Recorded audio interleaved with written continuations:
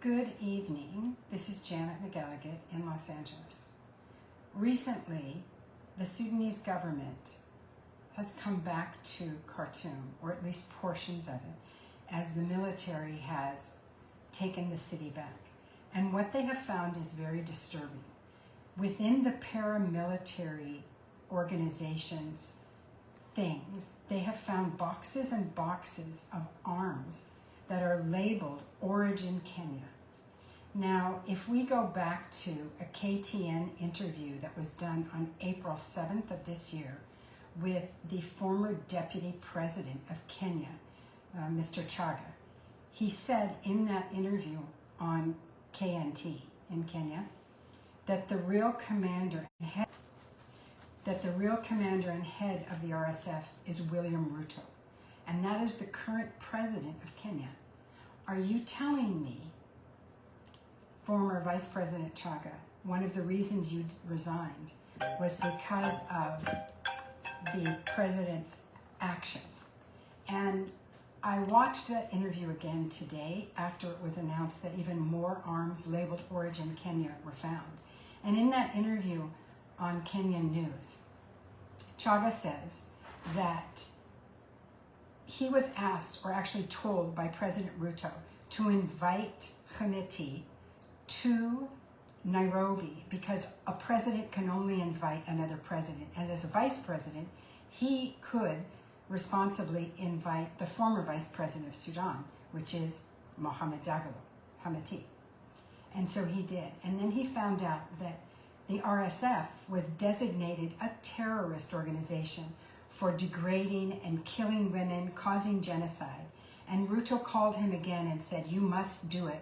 You must invite him again, officially invite him, so that they could form an outside government and claim the country of Sudan. But Chaga refused to do it. He said, we can't do this. And that was part of the problem between the Kenyan vice president and the president, because the vice president in that KNT News interview says what Hamiti was doing with Ruto was taking stolen gold from Sudan, so conflict gold. He was cleaning it in Kenya, sending it to the UAE, so the UAE could be one step removed, and then buying guns and relabeling them in Kenya.